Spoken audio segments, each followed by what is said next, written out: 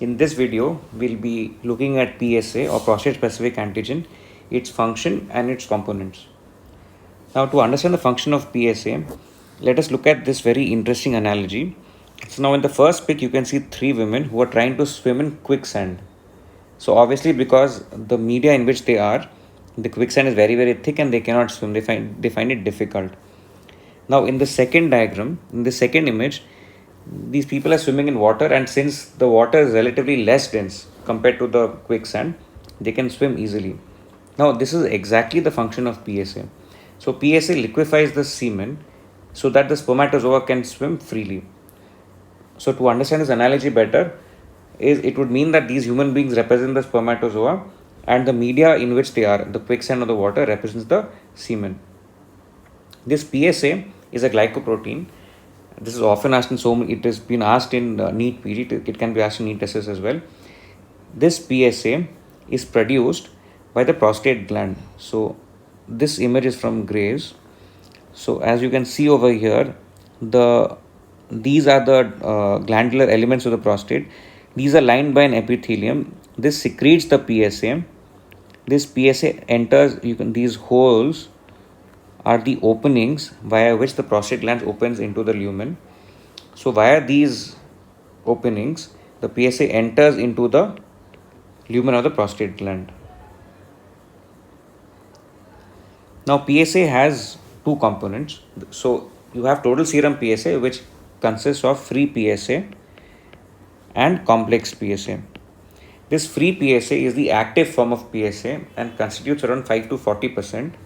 The complex PSA is inactive form of PSA. It is inactive because it is complex to another compound.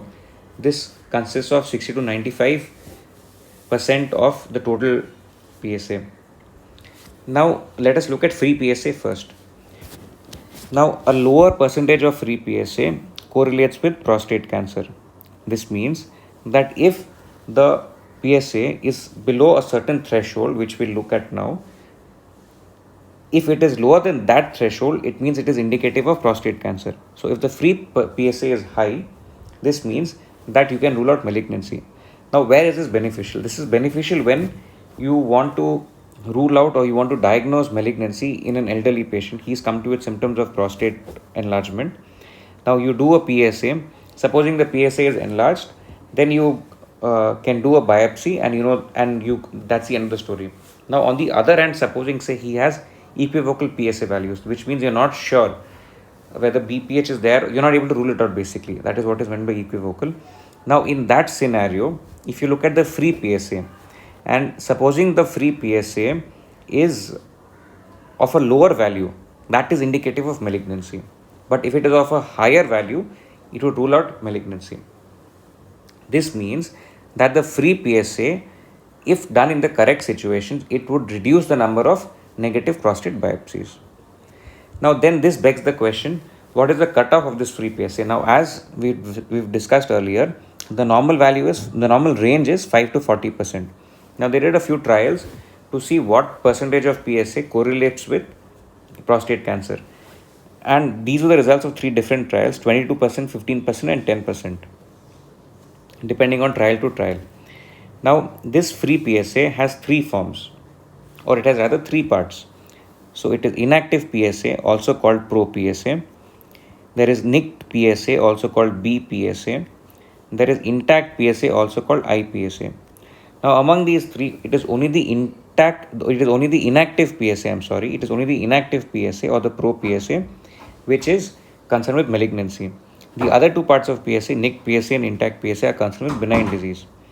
Now these are too many words and too many alphabets. So now how do you remember it? Now the way I remember it is, see, if it is intact, there is no change. It remains in I.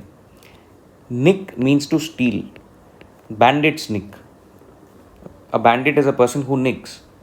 So nick and B for bandit. Now the third form of PSA is inactive PSA, which is also called pro PSA. Now how do you know which is? Now it sounds paradoxical that a pro would be inactive. But then if you look at our organization or our hierarchies, the higher you go in an organization, the more pro you become, rather the more inactive you become. Which is to say that you are physically inactive, but you are the brainchild, you are the brains behind the, not the brainchild, you are the brains behind the organization. Now this is free PSA. Now let us look at complex PSA. Now complex PSA is inactive PSA. This is because it is complexed to another compound.